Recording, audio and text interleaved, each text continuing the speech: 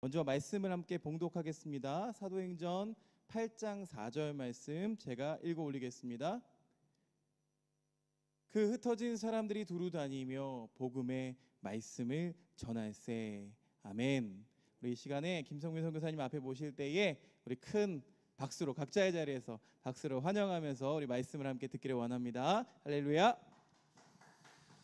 아멘. 감사합니다. 영상을 보면서 예배를 드리는 일이 또 회중이 예배를 준비하고 예배를 돕는 헬퍼로 계시는 분들과 함께 회중이 없는 곳에서 설교하는 게 코로나 시대에 생긴 새로운 변화죠. 근데 익숙하진 않습니다. 늘 익숙하진 않고, 하지만 가장 중요한 건 지금 유튜브로 예배를 드리시나요? 지금 성도님들이 유튜브로 예배 드리시는 자리, 더 중요한 건 이 자리에 우리만 있는 것 같지만 두세 사람이 내 이름으로 모인 곳에 나도 그들과 함께 있겠다. 또 하나님은 신령과 진정으로 예배하는 자들을 찾으시느니라. 저도 설교자가 아니라 예배자로, 또 예배를 돕는 분들이시지만 지금 전사님과 목사님이 부지런히 영상들을 체크하며 있지만 중요한 건 우리 모두가 예배자라는 것, 그 사실을 가지고 이 시간에 주님을 예배하는 자리, 회중이 많지 않지만, 아니 아예 없지만 우리가 예배하는 자리에 있다는 것, 또 이 예배를 홀로 받으시는 분은 하나님이시라는 것, 우리 같이 좀 다시 한번 상기하고 그렇게 예배 드렸으면 좋겠습니다. 잠깐 기도하실까요? 제가 기도하겠습니다. 참 좋으신 아버지 하나님, 오늘 이 수요 예배에 사랑하는 하나교회 우리 성도님들을 이 자리로 모시지 못하였지만, 하나님 이 시대에 따라서 온라인으로 우리 성도님들이 지금 직장을 마치고 바쁘게 예배 시간을 맞추기 위하여 오셨을지, 또 혹은 일찌감치 마무리하시고 예배드릴 준비를 다 하고 계실지, 아니면 미처 다 준비가 안 돼서 아이들의 식사를 챙기고 혹은 집으로 가는 조바심 나는 발걸음 가운데 영상으로 예배를 드리고 계실지 알지 못하지만, 하나님 우리와 늘 함께 하시는 그 하나님, 우리를 그 성령의 능력으로 충만하게 하시는, 또 촉촉히 적셔주시는 그 주님의 은혜가 우리가 찬양으로 고백했던 것처럼 우리와 함께 하시는 그 은혜가 하나님 전파를 타고 시간과 공간을 초월하시는 그 성령의 능력으로 하나님 임재하여 주시고, 우리가 신령과 진정으로 예배드릴 때 하나님 그 예배를 기쁘게 받으시고 넘치는 은혜로 함께하여 주시옵소서. 간절히 원하며 예수님의 이름으로 기도드렸습니다. 아멘. 저는 소개받은 대로 말레이시아 동남아시아의 유일한 이슬람 국가입니다. 이슬람 교도들은 인도네시아가 더 많지만, 비교할 수 없이 많지만 말레이시아는 국교가 이슬람인 나라입니다. 이 나라에서 처음에 왔을 때 내가 무엇을 할 수 있을까, 얼마나 있을 수 있을까, 아무것도 보장되지 않은 상태에서 그 당시 저를 교회에서 파송해 주시지 않고 총회 소속으로 파송되는 것으로, 그 대신 교회에서는 3년간 50만 원씩만 지원해 주시는 걸로. 그래서 말레이시아를 안 와보셔서 담임 목사님이 여기가 약간 좀 필리핀이나 캄보디아처럼 그렇게 뭐라고 할까, 좀 한국에서 봤을 때 열악한 곳, 그래서 재정이 많이 필요 없는 곳이라고 생각을 하셨던 것 같아요. 근데 제가 답사를 와 보니까 4인 가족 기준 200만 원 없으면 살지 못할 정도로 한국의 한 3분의 2 수준 정도 되는 곳이었습니다. 그런데 그래서 이제 제가 한국에서 50만 원만 지원받기로 하고 왔는데, 산술적으로 따지면 이거 3개월도 못 버티겠다. 제가 이제 퇴직금으로 받았던 1,000만 원을 이제 다 헌금을 해서 여기에 자비량 찬양 선교단을 세웠어요. 그래서 저는 한국 컨티넨탈 싱어즈라고 하는 팀에서 훈련을 받고 사역을 했는데, 그와 비슷한 팀인 코리안 디아스포라, 한국 컨티넨탈 싱어즈는 국내를 다니는 팀이었거든요. 그래서 한 30명씩 밴드와 싱어 해가지고 한 30명 이상씩 해마다 1, 2월 달이면 정말 열심히 복음을 전했던 것 같아요. 제 기억에 영하 24도가 되는 날이었는데 그때 막 눈밭을 헤치면서 막 다 젖어가지고 어느 조그만 호스트 집에 들어가서 아주 막 추위에 떨면서, 그리고 다음 날 집회를 위해 악기가 얼지 않게 하느라고 또 악기를 다 꺼내서 그 특별히 이제 신디사이저 같은 거는 이 추위에 약하더라고요. 가져가서 막 그랬던 기억, 차를 큰 길에 세워놓고 한참 눈밭을 왔던 기억들이 있는데 그런 기억을 가지고 이곳에서도 코리안 디아스포라, 흩어진 한국 사람들이 우리를 흩으신 하나님의 뜻이 있지 않을까. 그래서 코리안 디아스포라라는 자비량 찬양 선교 단체를 만들었어요. 그래서 저는 이제 말레이시아를 생각한 게 아니라 여기를 베이스로 여기는 이제 에어아시아라고 하는 그 저가 항공이 여기서 이제 이 나라에서 시작된 거거든요. 그래서 그거를 타고 초기 3년 동안은 8개국 30개 도시를 다니면서 찬양 집회를 했습니다. 그래서 그걸 통해 우리 흩어진 코리안 디아스포라들을 한 생각해 보니까 한 3만 명 정도 만난 것 같아요. 집회를 통해서. 그래서 우리를 흩으신 하나님의 뜻이 있지 않겠는가. 그리고 그냥 여러분 여기서 이제 흩어졌다고 말하는 디아스포라라는 뜻은 원래 그리스어인데 이렇게 농부가 씨앗 주머니에서 씨앗을 한 움큼 꺼내서 이제 밭을 갈아 놓았지 않습니까? 그 밭을 갈아 놓은 그 고랑과 이랑 그 사이에 잘 뿌리는 걸 말해요. 그러니까 의미 없이 그냥 뭐 날라서 흩어지는 게 아니라 이렇게 의미 있게 뭔가 목적을 가지고 이렇게 뿌려졌을 때의 모습을 디아스포라라고 합니다. 그래서 코리안 디아스포라, 흩어진 한국 사람들. 여러분 아무도 정답을 확인할 수 없지만 여러분 제가 퀴즈를 하나 낼게요. 우리 한국 사람들이 전 세계 흩어진 나라, 자국민이 나가서 흩어진 거, 여러분 우리나라가 몇 위쯤 할 것 같으세요? 목사님하고 전사님 맞춰보세요. 몇 위 할 것 같아요? 우리나라가 전 세계에서 우리나라 1위. 전사님은 하셔서 예. 5위. 예. 아마 이 뭐 유튜브로 예배 드리시면서 우리나라가 몇 위쯤 할까 혹시 모르겠네요. 금방 막 이 핸드폰으로 찾아보시는 분 계시는 거 아닌가 모르겠는데 그 정도까지는 안 하셔도 됩니다.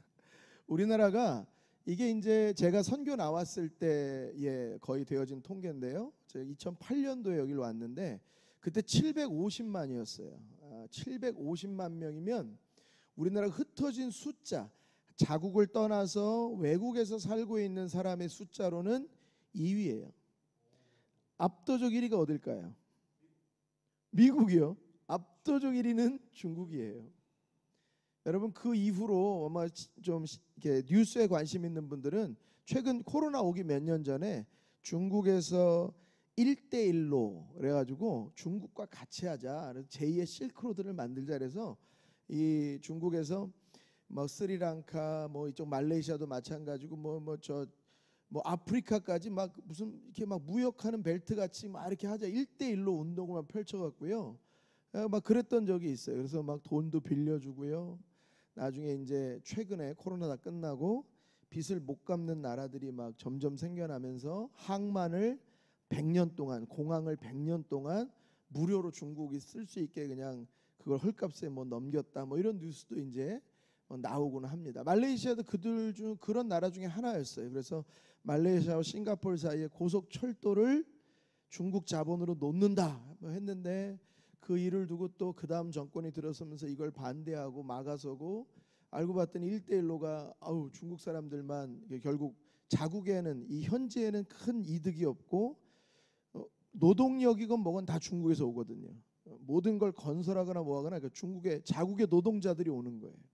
물건도 다 갖고 오고 재화도 갖고 오고 그러다 보니까 실제 해봤는데 큰 경제적 활성화나 이득이 없고 오히려 돈을 빌렸으니 나중에 이자를 갚아야 되는, 그래서 굉장히 부담이 커지는 이런 걸 알고 뭐 남미, 아프리카, 뭐 동남아시아 뭐 그 돈을 엄청나게 썼다가 뭐 이제 그걸 페이백하느라고 고생하고 있다. 뭐 파산한 나라도 있다. 뭐 이런 식으로 지금 막 얘기가 막 오고 있는 그런 일들이에요.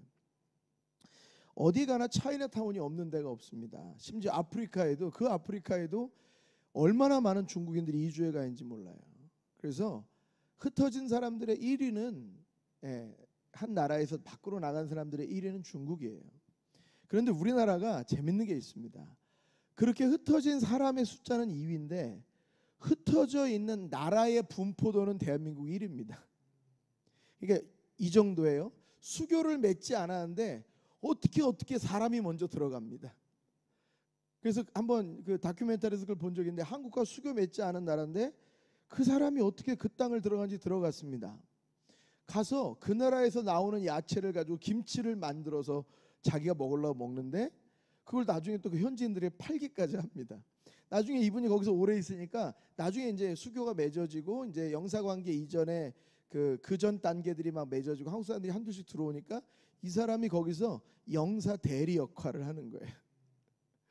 희한한 경우죠. 저도 그걸 보면서 한국 사람 참 대단하다. 근데 지금부터 이제 한 10년 가까이 됐는데 영국의 옥스퍼드에서 유명한 선교 대회가 있었습니다. 전 세계 선교 지도자들을 초청했습니다. 한국에서도 이제 어느 선교사님이 선교단체 대표가 가셔서 이제 한국 선교에 대한 이야기를 했죠. 그 다음에 중국 사람이 올라온 거예요. 지하교회 대표이자 선교하시는 분이 올라오셔서 그런 얘기를 했다는 거예요. 우리 중국은 이제 아마 대박해가 있을 것 같은데 박해가 일어나면 중국을 떠나 복음으로 말미암아 중국을 떠나려고 준비하는 사람이 1억입니다. 그랬어요. 그러니까 그 앞에 한국 선교사님이 뭐 한국의 교세 현황, 또 선교 현황, 미국에 이어 두 번째로 많은 선교사를 보냈고 막 이런 이야기들을 선교사님들이 모인 자리니까 또 감사한 또 자랑스러운 일들일 수 있죠. 이렇게 이야기를 했는데 그 다음에 자기가 머쓱해졌다 이거예요. 그렇게 해서 한국을 하나님이 선교의 강대국으로 사용하셨습니다라고 했는데 중국은 잠재적인 선교사만 1억인 거예요. 그러니까 한국 선교사님이 풀이 죽었다고 이 이야기를 제가 이제 그 당시에 온 지 얼마 안 돼서 협력 선교사로 여기 한인교회 다른 한인교회에 제가 협력 선교사로 있을 때 설교를 하러 오셨더라고요. 그 얘기를 들으면서 아 그렇구나 역시 중국 사람이 많구나. 그런데 그 중국인 지하교회 리더이자 선교를 와서 이야기하는 그분이 그 다음에 이렇게 말했다는 거예요. 우리에겐 리더가 없습니다. 정말 많은 사람들이 나가서 경제를 상권을 잡고 화교들이 얼마나 많이 전 세계에서 여러 경제적인 일들하고 그다음에 그 나라에서 그 나라의 어떤 정치적인 것까지 좌지우지할 정도로 힘을 발휘하지만 중국엔 리더가 없습니다. 이런 얘기를 했다는 거예요. 그래서 이제 한국 선교사님이 혼자 의기소침해 있다가 눈이 탁 귀가 열려서 들어봤더니 뭐라고 말하냐면 우리에게는 공산정권하에서 계속하면서 책임지려고 하는 순간 정적의 제거 대상이 되고 그러다 보니까 우리에게는 리더가 없습니다. 제가 여기서 사역을 하면서 2008년도 12월 달에 중국을 갔습니다. 근데 중국을 갔는데 중국에서 저희를 호스트해 주신 선교사님이 그러시더라고요. 목사님 혹시 우리 같이 선교하러 다니다가 누가 어려운 일을 당하는 걸 목격하시거든 절대 나서지 마십시오. 제가 사실은 그런 마음이 들었죠. 2008년도에 아주 뜨거운 마음을 가지고 선교를 나왔으니까 아니 왜요 선교사님 여기서는 그렇게 하시면 안 되는데 큰일 납니다 막 이러는 거예요. 그래서 겉으로 좀 그분에게 민망할까 봐 속으로 아니 그래도 선교사가 나서서 어려움 당하는 사람 도와주고 해야 되는 거 아닌가? 근데 그분이 다음에 하시는 얘기를 들어보니까 이해가 되는 거예요. 아무도 나서지 않아요. 그로부터 몇 년 있다가 영상이 하나 중국에서 나온 뉴스 영상이 전 세계적인 공분을 산 영상이 있었어요. 그게 뭐였냐면 어떤 어린애 5살쯤 되는 아이가 시장에서 차에 치였어요. 그 영상 보신 분들 계실지 모르겠지만 근데 아무도 그 아이를 도와주지 않습니다. 길에 누워 있는데 차에 치여서. 근데 이 아이가 또 오는 차에 다른 차에 또 치입니다. 근데 그 아이가 결국 죽었어요.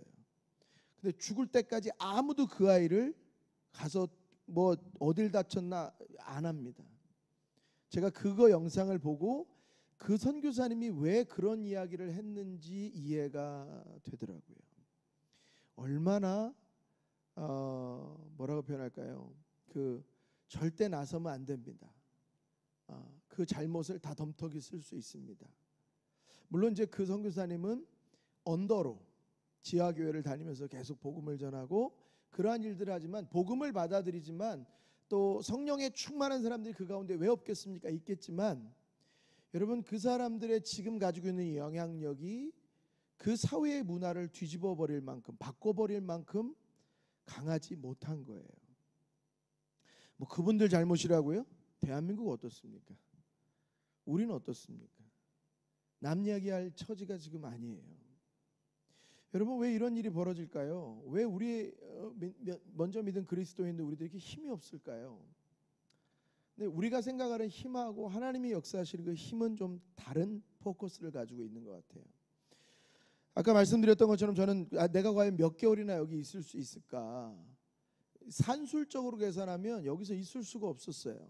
그런데 저는 지금 16년째 여기서 하나님의 복음을 전하고 있습니다. 저는 어떻게 복음을 전하냐면 3년이 지난 다음에 하나님께서 제가 호주 멜버른 집회하고 시드니 집회하고 시드니에서 멜버른으로 비행기를 이제 저가 항공을 끊었기 때문에 이제 갈아타러 오는데 그때 하나님이 저에게 시드니에 있는 어느 목사님이 제 손을 붙잡고 이렇게 얘기하셨어요. 김 목사님, 나 이제 더 이상 이런 거 못 하겠어. 그분은 호주에서 시드니에서 유학생 사역을 하시는 분이에요. 나 이제 못 하겠어. 너무 힘들어.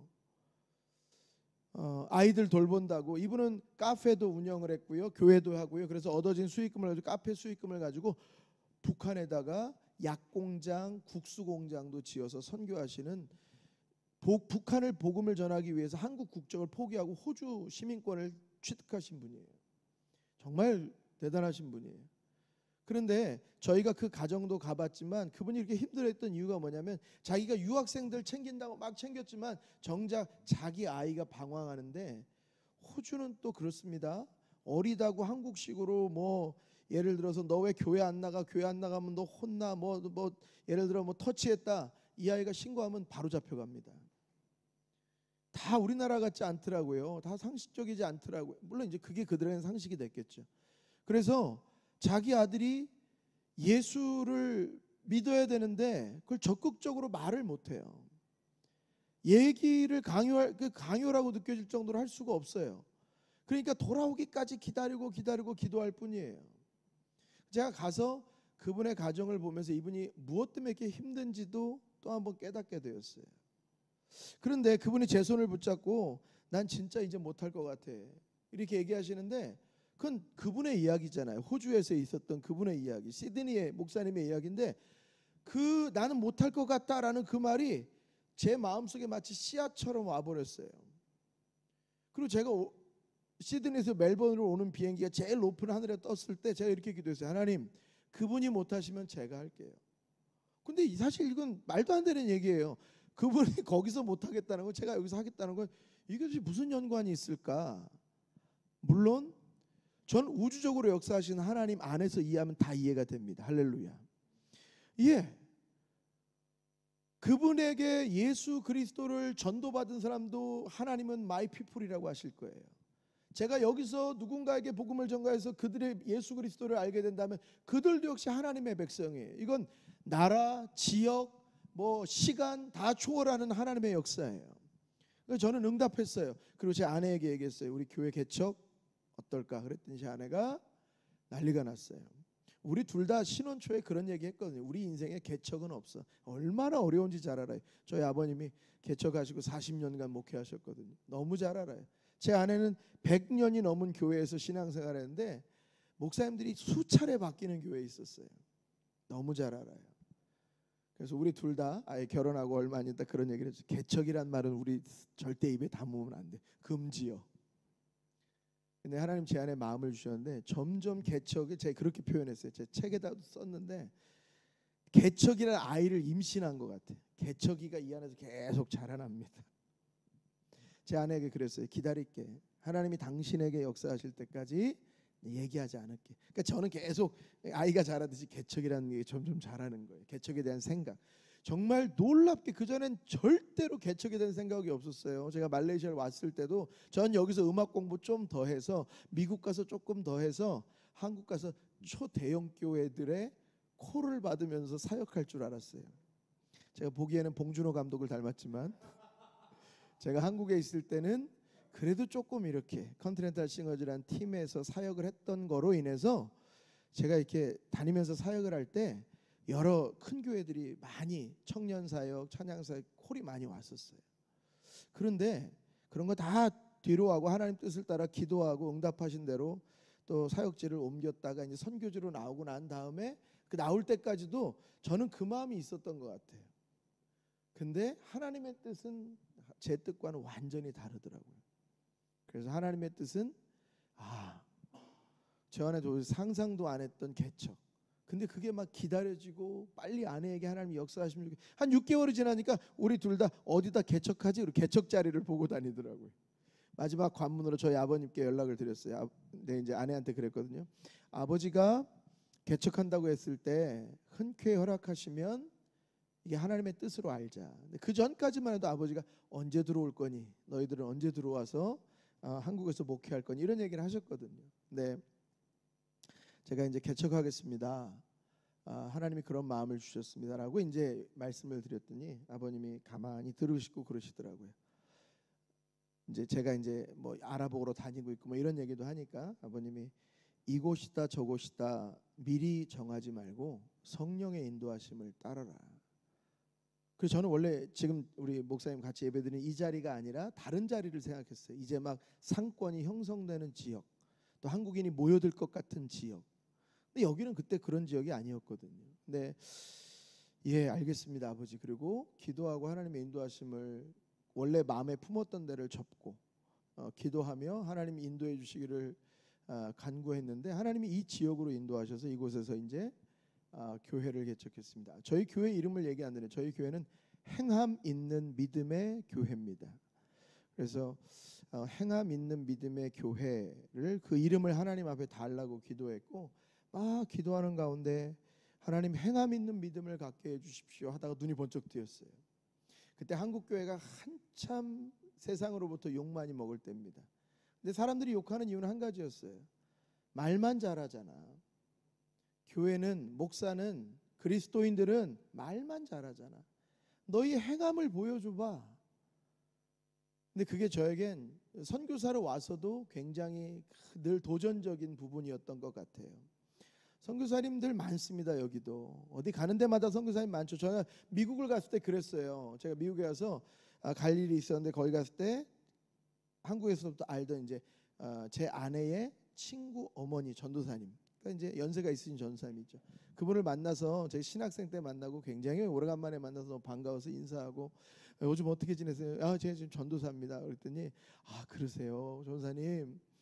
여기서는 밖에 혹시 나가시면 전도사라고 하지 마세요. 그래서 왜요? 그랬더니 미국엔 발에 채이고 치이고 널리는 게 전도사입니다. 이미지가 좋지 않습니다. 그래요? 이해가 안 됐어요. 나중에 미국을 몇 차례 더 왔다 갔다 하다 보니까 집회 때문에 왔다 갔다 했는데 그때 알겠더라고요. 왜 그런지. 여러분 너무 속상하지 않습니까? 복음을 증거하는 전도자, 또 성도들을 목양하는 목사, 새하늘과 새 땅이라고 말하는 신천지, 너무 좋은데 잃어버렸어요. 제가 오늘 아침엔가 뭔 뉴스를 더 보니까 만민중앙교회 이재롱 목사라고 이단이죠. 성추문으로 지금 성추행으로 교도소가 있습니다. 그 딸들이 뭐 어디 나가서 뭘 하는데 열방의 교회들, 좋은 말은 다 갖다 써요. 이단이에요. 그래서 거기서 얼마나 사람들을 착취하는지 헌금을 뭐 수십억씩, 그 청년들이 많이 모이는 교회라는데 청년들이 그 헌금을 내느라고 대출 받고 막 그냥 일하고 막 이러면서 헌금을 낸다는 거예요. 아침에 일어나자마자 그 기사를 보면서 기가 막히더라고요. 여러분 다시 본론의 말씀으로 갈게요. 제가 여기에서 하나님 부르심 따라 이제 교회를 개척하고 그 흩어진 사람들, 그 중국 선교의 리더가 뭐라고 말을 했냐면 우리에게는 리더가 없습니다. 근데 우리를 전 세계 1억 명이 흩어질 예정인데 우리를 가르쳐주고 이끌어주고 우리의 리더가 될 사람들이 있습니다. 한국 사람들입니다. 그러니까 한국 선교사, 아까 얘기했던 한국 선교사님이 갑자기 갑자기 기분이 좋아진 거예요. 그러면서 뭐라고 말하냐면 마치 한국 사람들은 군대로 치면 장교들 같습니다. 이렇게 얘기를 하더라고요. 일당백입니다. 그들은. 우리가 리더가 없는데, 우린 사람도 있고 재원도 있고 열정도 있는데 우린 리더가 없어서 흩어지는 모래알 같은데, 한국 사람들은 장교와 같고 리더들입니다. 그들이 우리를 도와주기를 원합니다. 그러면서 한국 선교 지도자에게 그런 이야기를 프로포즈를 하는 거예요. 그 자리에서. 이제 한국 선교사님이 와가지고 그냥 기가 살았다고 막 얘기하더라고요. 재밌게 얘기하느라 그랬겠죠. 여러분, 선교는 철저히 하나님이 하십니다. 사람이 마음으로 자기의 길을 계획할지라도 그 걸음을 인도하시는 여호와시니라. 전 여기에 음악 공부해서 미국 갔다가 큰 교회 가고 싶었어요. 근데 오자마자 완전히 그 꿈이 부서졌어요. 일단 학교 입학이 미뤄지면서 당장에 할 게 없네 이렇게 된 거예요. 그 과정에 하나님이 저를 후원하겠다고 하신 분의 마음이 바뀌었다는 걸 알게 하셨어요. 후원자가 없어졌어요. 정말 50만 원만 받고 여기 있어야 돼요. 산술적으로 몇 개월 만에 떠나는 게 맞는데 16년째 이곳에서 하나님 복음을 전하고 있어요. 저는 3년간의 그 찬양 사역의 시간들을 마치고 교회를 개척하고 나선 바깥으로 나갈 수가 없잖아요. 바깥으로 제가 교회를 비울 수가 없잖아요. 개척교회인데. 그래서 내가 여기서 무엇을 할 수 있을까? 근데 그때 마침 저희 교회에 오카리나를 50개 선물해 주신 한국에서 온 선교팀이 오카리나를 선물해 줬어요. 다른 분에게 선물한 건데 자기네 교회는 필요 없다고 저를 갖다 주신 거예요. 여기 목사님 그래도 음악하니까 뭐 이런 거 필요하지 않으시겠어요? 순식간에 오카리나 50개가 생겼어요. 그때 우리 애들 둘, 애들 친구들 뭐 한 셋, 넷, 대여섯 명, 일곱 명. 야, 토요일날 토요학교라고 모였는데 토요일날 끝나면 뭐 하겠어요? 예배 드리고 난 다음에 야, 우리 이거 배우자. 그 누가 가르치지? 마침 또 그때 그거를 가르칠 수 있는 분이 계셨어요. 그 이분한테 집사님 이걸 가지고 아이들 좀 가르쳐 줘 보세요. 그랬더니 뭐 그냥 내 기초부터 시작해서 하다가 가만히 보니까 그때 여름 지날 때쯤인데 얘네들하고 여기 근처에서 공연을 한번 해보면 어떨까 이런 생각이 들었어요. 그래서 집사님 뭐 크리스마스 곡 이런 것 좀 한번 해보면 어떨까? 뭐 산타크로스 뭐 이런 것도 괜찮고 뭐 그때는 그런 마음이었어요. 그리고 교회니까 청년들이 좀 생겨서 밴드는 있었고 저도 이제 악기들을 하니까 이렇게 해서 그냥 밴드하고 아이들 오카리나 불고 그리고 축복송 불러주지 뭐. 그러니까 어떤 분이 그러시더라고요. 굉장히 막 거대 비전 앞에서 막 어마어마한 결단을 하고 막 이렇게 됐을 때 뭐가 될 것 같지만 사실은 언제 하나님이 어떻게 역사하실지 몰라요. 여러분 제가 이름을 대면 여러분 깜짝 놀라실 만한 한국에 너무 좋은 찬양을 작곡한 분이 있는데 그분이 그런 얘기를 하더라고요. 목사님 이 곡을 내가 어떻게 썼는지 아세요? 누가 보면 그 곡 가사를 보면 막 정말 3일 금식 기도하고 쓴 것 같아요. 근데 자기를 어디 초청해가지고 저 기차역 가서 기다려서 만나기로 했는데 자기 태우러 올 사람이 2시간 이상 안 오고 3시간 가까이 안 왔대요. 그리고 열받아가지고 씩씩거리다가 데리러 와가지고 왜 이렇게 늦게 온 거예요? 막 그냥 투정하고 그러다가 그 교회 가가지고 피아노 앞에 앉았는데 딱 누르는 순간에 그 가사가 떠오르고 멜로디가 떠오르기 시작했대요. 제가 그건 얘기는 안 할게요. 혹시 여러분이 그 곡 나중에 교회에서 부르시는데 혹시라도 여러분이 마음에 편견이 생길까 봐. 하나님의 역사는 우리 생각과 완전히 다릅니다. 아니 그런 일이 일어날 줄 어떻게 알았어요? 베드로가 옥에 갇혀서 그렇게 편안하게 잠자고 있을 줄 누가 알았어요? 옆구리를 찔러야 일어날 정도로 잠이 깊이 들었어요. 그렇게 천하태평할까? 사도행전 읽어보세요. 별의별 일. 너무 배가 고파서 시장에서 비몽사몽간에 기도하다가 졸다 이랬다는 거예요. 뭐 그냥 하나님 주시옵소서 막 보여주시옵소서 이거 아니에요. 기도하다 졸다 비몽사몽간에 보니까 하늘에서 보자기가 내려오는데 정결한 거 부정한 거 잡아먹어라 부정한 거. 나 이거 안 먹습니다. 또 내려와요. 안 먹습니다. 하나님이 정하다고 한 걸 네가 왜 부정하다고 하느냐. 때로는 우리가 하나님의 생각을 넘어서는 그 착각의 의로움에 대한 착각을 가질 때가 참 많아요. 특히 예수 믿고 구원받은 우리들. 아직 구원받지 못한 사람들을 향하여서 아직 하나님을 알지 못하는 그들의 그 영적인 무지함을 우리가 판단자로 설 때가 참 많습니다. 하나님은 그들을 너무 사랑해서 우리를 보내는데, 우리가, 하나님은 여러분 주변의 전도 대상자들, 여러분 주변에 얼마나 많은 사람들, 그들을 너무 사랑해서 여러분을 보냈는데, 여러분은 그 사람들의 태도, 그 사람들의 어떤 복음에 대한 반응, 그 사람들의 어떤 일 단면을 보고 판단하고 있는 거예요. 내 눈에 들보는 보지 못하고 형제 눈에 티를 빼겠다고 하는 자가 바로 저와 여러분입니다. 와서 우리 전사님 목사님하고 이런저런 이야기를 하면서 많이 다녔지만, 옛날 지나간 얘기도 하고 참 잊었던 기억도 떠오르고 너무 좋았어요.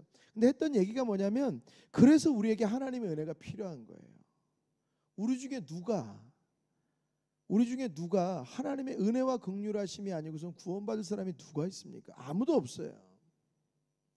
여러분, 이 요한복음 사도행전 8장 4절은 너무너무 중요합니다. 어디에 중요하냐? 선교사적으로 중요합니다. 8장 4절 되기 전에를 한번 쭉 훑어보면요, 사도행전 1장 8절에 오직 성령이 너에게 임하시면 너희가 권능을 받고 예루살렘과 온 유다 사마리아 땅끝까지로 내 증인이 되리라.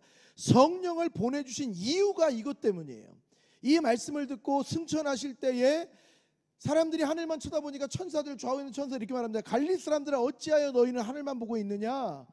너희가 본 예수는 너희가 본 그대로 다시 오시리라. 아멘. 그러고 나면 예루살렘 떠나지 말라는 말씀을 따라, 이 말씀은 고린도서에 보니까 500여 되는 사람에게 한 번에 보이셨다 그랬어요. 아마 그러니까 그게 승천하시는 때인 것 같아요. 500명이 한 번에 맞는데 예수님의 부활과 승천의 장면을 380명 도망갔어요. 왜 도망갔을까요? 마태복음 이런 데 마가복음 마지막 장 쪽을 보세요. 예수님의 시체를 제자들이 훔쳐갔다, 이렇게 헛소문, 거짓 소문이 냈어요. 로마의 병사들이, 그 율법사들이, 율법 학자들의 끈앞풀들이 예수의 제자를 잡으러 다니지 않았겠어요? 부활하신 예수님이 여기도 나타나고 저기도 나타나고 사람들이 부활하신 예수님 때문에 소동이 일어납니다. 예수님께서 십자가에 죽으실 때에 잠자던 자들이 몇 중에 일어나서 예루살렘에 들어가 큰 소동이 났다 그랬어요. 나는 그 사람들이 누군지 궁금해요. 성경에 더 이상의 이야기가 없으니까 그냥 미스터리, 천국 가서 알고 싶어요. 그때 누가 일어나셨는지, 누가 잠자던 무덤에서 일어나서 그 성을 소동하게 하는 일들이 있었는지, 그 너무 궁금해요.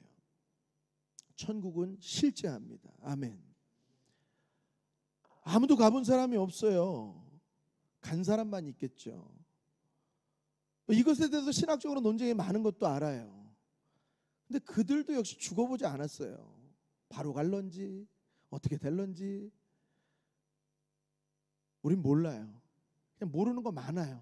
성경이 다 알려주지 않은 것들이 있어요. 그냥 모르는 건 모르는 거 그대로. 하나님 나라에 가면 지금은 우리가 거울을 보는 것처럼 희미하나, 주님이 다시 오실 때가 되면 얼굴을 마주 대하리니, 페이스 투 페이스. 할렐루야. 그날을 고대하면 돼요. 뭐든지 하나님의 말씀을 가지고 걸려 넘어지지 마시고, 또 걸려 넘어지는 이유는 내가 하나님보다 더 뛰어나거나 내가 하나님의 모든 것을 다 밝혀내야겠다는 약간 인간의 어리석음, 교만에 사로잡혀 있기 때문이 아닌가. 인간관계의 어려움, 교회에서 교우관계의 어려움 왜 생깁니까? 너무 당연한 얘기예요. 남이 문제인 것 같은데 사실은 남이 아니에요. 나예요. 내가 문제예요. 여러분, 여기 흩어진 사람들 선교사적으로 중요하다 그랬습니다. 사도행전 1장 8절. 그러나 2장에 오순절날이 이미 이름에 하늘로부터 급하고 강한 바람 같은 소리가 있어 각 사람 머리 위에 불에같이 갈라진 것이 임재했습니다. 성령이 임하시니까 각 사람이 방언으로 말하기를 시작했다 그랬습니다. 근데 그때 마침 5절에 보니까, 2장 5절에 보니까 그때 마침 천하 각국으로부터 온 경건한 유대인들이 와서 그들이 예루살렘 중심으로 그 소아시아 지방과 심지어 리비아, 아프리카 있는 지역까지 전부 다 아우르는 데서 온 사람들이 뭐라고 말하냐면, 우리가 각각 난 곳 방언으로 듣는 것이 이게 무슨 일이냐. 깜짝 놀라서 그들을 바라봅니다. 어떤 사람은 놀라하는 게 아니라 저들이 술에 취했다고 말합니다. 그때 베드로가 벌떡 일어나서 그 경건한 유대인들에게 말합니다. 예수 그리스도의 이야기를 하면서 그들에게 말할 때 사도행전 2장 끝절에 가보면, 내가 찔린다, 32절 33절에 보면 2장 너무 내가 찔린다. 형제들아 내가 어떻게 해야 구원을 받을까? 베드로가 말합니다. 회개하고 죄사함을 받으라. 그러면 성령을 선물로 받으리니. 옛날 성경에 다 성령을 선물로 받는다고 했고 요즘의 개역개정은 성령의 선물을 받을 것이라고 이렇게 번역이 좀 바뀌었더라고요. 여러분 성령님 자체가 우리에게 주어진 하나님의 선물인 줄로 믿습니다. 또한 그분은 혼자 오시지 않고요. 각종 은사 기프트 이 은사를 가지고 오세요. 우리가 이 험난한 세상에서 주 예수 그리스도의 복음을 증거하며 내 믿음과 신앙을 지켜낼 수 있는 제가 지난주에 우리 성령 강림 주일에 우리 성도님들하고 이 설교를 했거든요. 여러분 슈퍼마리오 아세요? 따라따따따따따 뭐 이렇게 이게 너구리인가 음악이? 하여튼간 슈퍼마리오 보면 와 이렇게 뭔가 딱 아이템을 먹으면 커집니다. 그리고 대적을 막 이겨냅니다. 지극히 성경적이지 않나 이런 생각을 하는데 우리가 그냥 죽으면 어차피 천국 올 거야. 힘들지 어렵지 견뎌내 이겨내. 요한계시록에 보니까 끝까지 견디는 자는 생명의 멸류관을 줄. 하나님 우리의 고통과 아픔 가운데 그걸 지켜보면서 가만히 있는 분이 아니세요. 주님은 성령을 우리 가운데 보내셔서 할렐루야. 성령의 은사를 주셔서 우리의 믿음을 보존하게 하시고 사랑하게 하시고 아멘. 각종 성령의 은사들로 악한 마귀 사탄의 모든 괴계들을 물리치게 하시는데 성령의 전신갑주 나오잖아요. 구원의 투구 의의 흉배 진리의 띠 평안의 복음으로 예비한 신 성령의 검고 믿음의 방패. 우리가 삶을 살아갈 때마다 성령의 9가지 열매 사랑 희락 화평 인내 자비 인정 충성 온유 절제 그거 하나씩 먹어가면서 살아가는 것 아닙니까? 저와 여러분 그렇게 살고 있는 줄로 믿습니다. 그런데 안타깝게 사도행전 1장 1절 1장부터 시작하고 2장 지나가고 3장 2장에 구원받은 사람이 3천이라고 그랬어요. 한 번에 베드로의 설교에 4장이 끝날 때 또 베드로의 설교에 4천 명이 구원을 받았다 그랬어요. 세례를 받았어요. 회개하고 폭발적인 부흥이 일어나는데 안타깝게도 7장에 가면 예루살렘 교회를 넘어서지 못합니다. 예루살렘을 넘어가지 못합니다. 성령이 너에게 임하시면 예루살렘과 온 유대와 사마리아 땅끝 하나님의 마음은 땅끝까지 가 있는데 그리스도인들 변화받은 구원받은 사람들 그들의 마음은 여기가 조사온이에요. 변화산상에서 예수님을 보고 여기가 조사온에 초막셋을 지어 베드로랑 똑같아요. 여기 남고 싶습니다. 여기 머물고 싶습니다. 갈 생각을 안 하는 거예요. 너무 좋으니까. 네 것 내 것이 없어요. 유무상통해서 막 가난한 자들을 막 도와주고 다 좋아요. 그런데 하나님이 원하시는 것은 거기에 머물러 있는 게 아니었다는 거예요. 마지막에 여러분 아시는 것처럼 히브리파 과부와 헬라파 과부들 사이에 구제 문제 때문에 분쟁이 일어납니다. 그래서 싸움이 나타납니다. 그래서 7 집사님을 세우고 베드로와 이 요한과 제자들은 오직 말씀과 기도에 전념하겠다고 선포하는 장면이 나오잖아요. 그리고 등장한 사람이 누군지 아십니까? 바울입니다. 물론 사울이라는 이름으로 나오죠. 그 앞절에 사도행전 8장 1절부터 읽어보시면 사울이 교회를 잔멸할세 이렇게 나와요. 아주 잘근잘근 씹어먹었다는 거예요. 교회는 깨졌어요. 교회는 끝났어요. 부서졌어요. 그런데 그리고 그 흩어진 사람들이 도망가는 사람들이 자기 의지대로 도망가고 끝날 줄 알았는데 그게 하나님의 계획과 의도대로 뿌려졌다는 거예요. 할렐루야. 흩어졌어요. 그들이 뭐 하냐면 흩어지면서 그 흩어진 사람들이 두루 다니며 복음의 말씀을 전할세.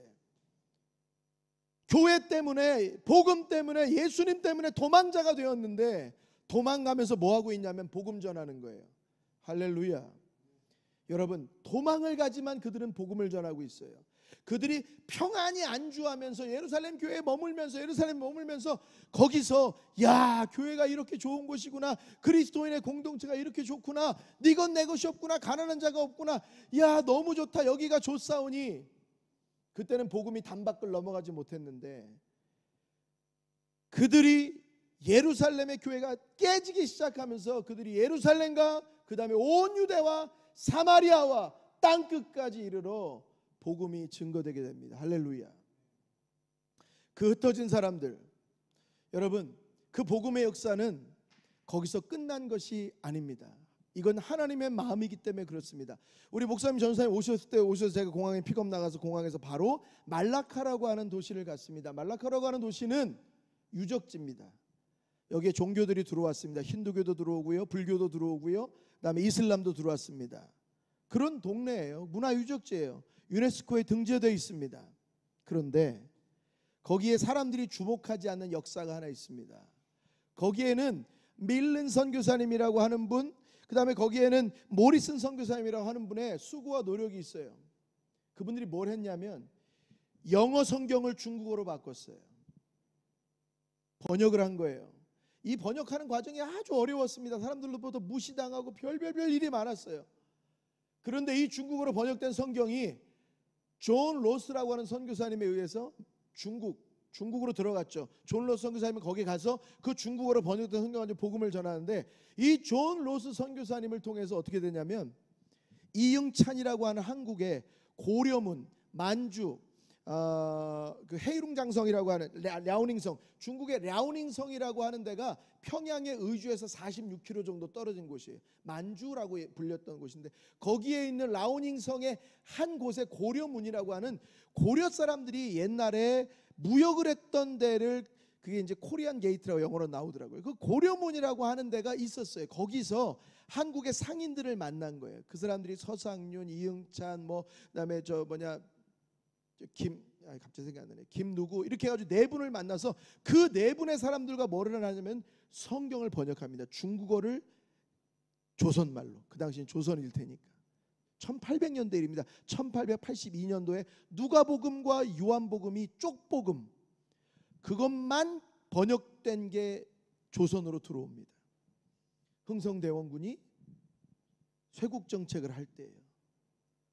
여러분, 우리나라가 선교사가 들어오기 전에 자국어로 번역된 성경이 들어온 나라가 유일한 우리나라예요. 그리고 선교사가 들어오기 전에 그들이 모여서 예배드렸던 곳이 나중에 교회가 됩니다. 선교사가 들어오기 전에 교회가 만들어진 곳이 우리나라입니다. 이것이 우리들을 향한 하나님의 특별한 계획과 섭리가 있어요. 그래서 옛날에 6.25 때 피난 왔을 때 그런 얘기 있어요. 평양 사람 10명이 모이면 교회가 하나 세워진대요. 그분들이 막 피난을 내려와서 부산에, 저희 어머님도 부산에 피난 가셨다 그랬었는데, 어릴 때 그러면 저희 어머님 평양에서 오셨거든요. 막 내려가면 그 전쟁 중에도 밥솥 이고 입을 챙기고 이러고 도망가는 중에도 주일이 되면 예배를 드렸다는 거예요. 할렐루야. 우리 믿음의 선진들의 그 믿음이, 그 뜨거운 열정과 성령의 충만함이 우리 조국 대한민국을 지금까지 하나님의 백성들로 살게 하신 그 능력이 그 안에 있다고 저는 믿습니다. 그런데 더 중요한 건 지금의 현실이에요. 작금의 현실이에요. 한국에서 나오는 뉴스들, 종교 장사치들, 복음을 팔아 자기의 배 이익을 취하는 자들 얼마나 많습니까? 모르겠습니다. 저도 한국에 남아서 이렇게 말하면 한국에 있는 모든 목사님들이 그렇게 제가 비난하는 걸 들릴까 봐 그렇지는 않습니다. 매스컴에 나타나고 성도들의 마음을 실망을 주고 정말 한 영혼이라도 실족하게 하면 안 된다 그러는데 그냥 온 나라를 실족하게 만드는 수많은 그런 이 소경이 소경을 인도하는 그런 것과 같은 일들을 말하고 있는 것입니다. 너무 마음이 아프지 않습니까? 정말 진정한 사람을 살리는 복음은 온데간데였고 너무너무 무서운 일들이 지금 한국 교회 안에 있지 않습니까? 여러분에게 여쭙고 싶습니다. 여러분의 땅끝은 무엇입니까? 누가 저에게 선교사님 선교가 뭡니까? 라고 물어보면 저는 그렇게 대답해요. 자신의 땅끝을 발견하는 것입니다. 이건 물리적인 어떤 국경적인 것을 말하는 땅끝이 아닙니다. 하나님이 내게 맡긴 사명이 뭘까? 제가 우리 목사님하고 전사님하고 거기 가서 그 기록된 아주 작은 역사에 대한 얘기를 나누면서, 그러니까 그 말라카란 도시가 한국과 얼마나 가까운 곳이다. 거기가 없었으면, 중국어로 번역된 성경이 없었으면 한국어 번역된 성경은 없었어요. 근데 하나님의 계획 안에 다 있었어요. 하나님의 땅끝, 그게 우리나라였고 그게 또 다른 나라였고 다른 민족이었고, 그 하나님의 복음의 열정이 하나님의 사람들을 흩어지게 하셨습니다. 아멘. 우리 교회 좋은 교회, 아유 다 좋습니다. 좋사오니 좋으면 좋죠. 좋아야 되죠. 그런데 그것이 우리로 안주하게 하고 머물게 해서는 안 됩니다. 자신의 땅끝을 찾아가셔야 됩니다. 보내는 선교사, 그 말 참 좋아요. 제가 여기서 있을 수 있었던 것도, 저희랑 같이 선교했던 우리 그때 청년들이 다 자라나서 가정을 생기면서 5,000원도 후원하고 10,000원도 후원하고 20,000원도 후원하고, 그분들이 담임 목사님 돼가지고 10만 원도 후원하고 20만 원 후원하고, 제가 10몇 년 동안 그런 분들의 사랑 가운데서 큰 후원자 없이 여기서 살았어요. 그리고 선교를 할 수 있었어요. 저는 11년 동안 말레이시아에서 이 무슬림의 땅에서 공개적인 자리인 쇼핑몰에서 크리스마스 콘서트를 합니다. 이 이야기는 오늘 길게 할 수가 없을 것 같아요. 시간이 거의 다 됐고요. 여러분들이 와서 보셨으면 좋겠어요. 같이 했으면 좋겠어요. 그래서 12월 달에 저희는 매주 토요일 주일 우리 교우들하고 쇼핑몰로 나갑니다. 가면 다 어렌지가 돼 있어요. 저희는 그냥 허접하게 하지 않습니다. 저희 퀄리티는 높지 않아요. 뭐 심지어 어느 정도냐면 제가 여기 와서 색스폰을 독학해서 그 색스폰을 불 정도니까 음악적 퀄리티가 높진 않아요. 근데 놀라운 건 하나님이 한국 사람의 위상을 높여주셨습니다. 한국말로 노래하고 한국말로 찬양하잖아요. 내용은 몰라요. 저는 기도하기 성령님 트랜슬레이트 해주세요. 통변자가 되어주세요. 저들의 심령을 때려주세요. 말레이시아에는 근본주의 이슬람들이 여행 오고 싶어하는 나라 1위예요. 중동에서 엄청나게 옵니다. 그 시즌에 뭐 니캄, 니주, 뭐 부르카, 뭐 눈만 가리고 눈만 보이고 막 이런 거. 눈만 가리는 건 아니구나. 눈만 남겨두는 거구나. 그런 옷을 입고 부인 1, 2, 3, 4 세워가지고 막. 근데 그 사람들이 와서 처음으로 쇼핑몰에 루이비통 사러 오고 막 그냥 명품 사러 왔다가 그들이 한국 사람이 노래하는 소리를 들어요. 그 와서 난간에 기대서 구경합니다. 우리는 그들을 향해 여기에 주님이 계십니다. 뭐 우리가 불렀던 부르심 따라서 우리는 복음을 향해 갑니다. 하나님은 홀로 영광 받으실 분입니다. 막 복음을 찬양을 합니다. 마지막에 당신은 사랑받기 위해 태어난 사람이라고 찬양해 줍니다. 영상도 있는데 거기 보면 그 사람들 뭔지도 모르는데 이렇게 주변 보다가 우리가 한 30명 막 그때 무대엔 80명 올라 80명이 무대에서 손 막 이렇게 펼쳐주니까 자기들도 가만히 있다 이렇게 노래 모르니까 뭐 이럽니다. 너무너무 놀라운 일들이 벌어집니다.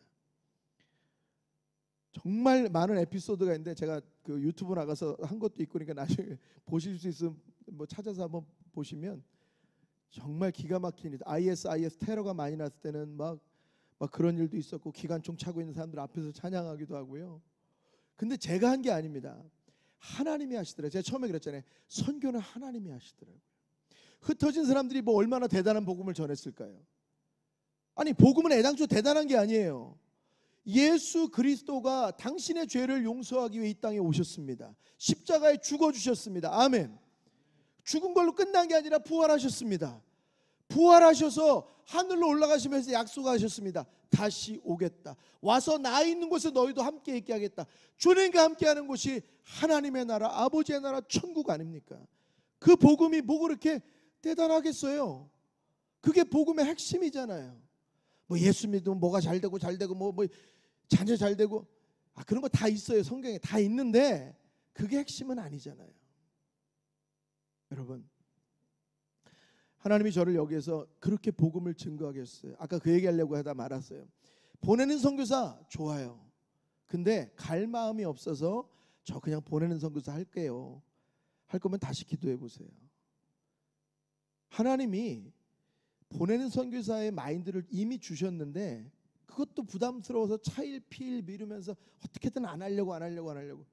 어제도 제가 어느 권사님하고 어제 오랜 시간 동안 카톡으로 뭐 전화를 못하니 카톡으로 장문의 글을 하나 남겨드렸어요. 우리 성도 아니고 한국에 계신 분인데 그분에게 그런 이야기를 썼어요. 하나님이 우리를 향한 부르심, 하나님께서 지금 권사님을 통해 그 남편을 구원하시고자 하는 마음, 그것 하나님의 마음에 우리가 초점을 맞춰야지. 내가 남편이 불쌍하니까 내가 이 사람이 하자는 대로 다 해줘야지. 44년간 정말 최선을 다해서 남편이 하자는 대로 했는데 나이가 점점 드시면서 남편은 점점 더 어린애처럼 삐지면 말도 안 하고 막 그러면서 계속 예수 믿을 생각은 없다는 거예요. 이제 지친다는 거예요. 그래서 제가 그분께 솔루션을 드렸어요. 구원이 권사님의 희생과 헌신과 열정에 있지 않아요. 그것까지도 하나님 앞에 맡기시고 권사님 충분히 하셨어요. 44년이면 이제 권사님 목소리를 내세요. 복음을 위해서. 이게 안 될 것 같으니까 여태까지 안 한 거거든요. 내가 어떻게든 복음을 뭔가 조금 교회 가서 뭐 세게 말하면 남편이 확 돌아서 버릴까 봐. 여러분 마귀가 그걸 모를까요? 그 약점을 밀가루듯이 까부는 거예요. 우리 모두에겐 그런 약점이 다 있어요. 그런데 그 흩어진 사람들, 도망가는 와중에, 뛰쳐나가는 와중에, 연고도 없이 이제 어디로 갈지도 몰라서 가는 그들 와중에 하나님은 그들에게 놀라운 역사를 기대하신 거예요. 복음을 증거하는. 여러분의 자리가 안정적이고 안주할 만하다고요? 괜찮은 직장과 좋은 돈벌이와 이 정도면 충분히 살만하다. 여러 사람과 비교했을 때 내 삶이 그렇게 괜찮다. 감사한 일이죠. 영적으로 자기 자신을 돌아보세요. 나는 어떤 삶을 살고 있나? 하나님의 부르심 앞에 기꺼이 흩어진 자들로 살아갈 준비가 안 돼 있어서. 여러분 보고 어디 가라는 거 아니에요. 하나 교회 자체가 하나님께서 흩어지도록 하신 곳이라는 거예요. 그곳에서 복음을 증거하는 것, 또한 교회를 통해서, 목사님을 통해서, 또 주의 종들을 통해서 받은 은혜의 말씀을 가지고 정말 중요한 건 교회가 아니라 세상에서 우리가 빛과 소금으로 영적 전쟁을 치러내야 된다는 것. 이렇게 설교하지 않는 목사님이 어디 있어요? 여기가 좋사오니? 아니에요. 하나님 우리를 기꺼이 당신의 목적에 따라 우리를 흩어놓으실 수 있습니다. 그 흩어놓으심에 한번 맡겨보세요. 저도 믿고 맡겼는데, 전 자비량 선교사입니다. 여기서 음악 학원을 운영하면서 아이들에게 가르치고 그것에 대한 약간의 대가를 받는 건 목회자로서 저는 양심에 꺼리끼는 일이 아니라고 생각했고, 저를 통해서 이 말레이시아 안에 한인교회들이, 찬양팀들이 많이 세워지고 또 훈련되어진 일들이 있었어요. 지금도 그런 일들을 하고 있고, 하나님 앞에 맡겼어요. 저희 아들이 올해 대학을 들어갔습니다. 한국에 갔어요. 근데 등록금이 근데 재밌어요. 한국이 너무 좋은 게 가난하면 가난할수록 보존을 해줘요. 이번 주에 연락을 받았어요. 정부에서 한 60%, 학교에서 한 40%, 전액 다 해줬다고. 그래서 최근에 사실 너무 이제 아이들이 커가니까 이거 어떻게 해야 되나 막 재정적인 압박 때문에 막 마음이 많이 위축되고 막 힘들었는데, 진짜 너무 제가 부끄러운 거예요. 하나님 앞에 이렇게 바보 같을 수 있었을까? 하나님은 이미 좀만 기다려 아들아. 야, 네 아들 저기 다 해결됐어. 이건데 저는 막 이게 그러니까 하나님 너무 지금 너무 부질없었구나. 하나님 앞에 맡겼다고 하면서 또 그 문제 내 걸로 갖고 와서 내가 또 그냥 가슴앓이 하고. 여러분, 흩어진 자들로 사십시다. 복음을 위하여 흩어진 자. 아멘. 하나교회가 그런 교회로, 복음을 위해 기꺼이 흩어지는 자들의 모인 공동체로, 그렇게 하나님 앞에 귀하게 쓰임받는 교회가 되시기를 주님의 이름으로 축복합니다. 기도하십시다.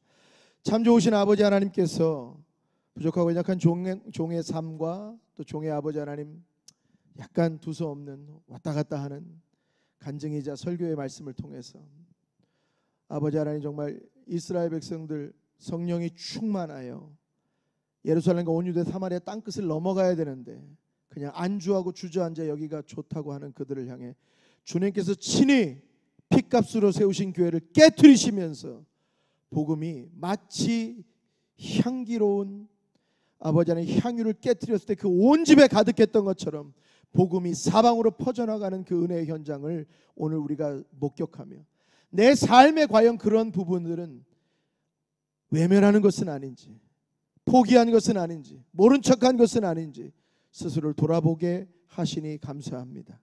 하나님, 주님께 맡기고 흩어진 자로 살아 복음을 증거하는, 복음이 아름답게 향기롭게 퍼져나가는 그런 하나교회 성도님들의 삶이 되도록 축복하여 주시옵소서.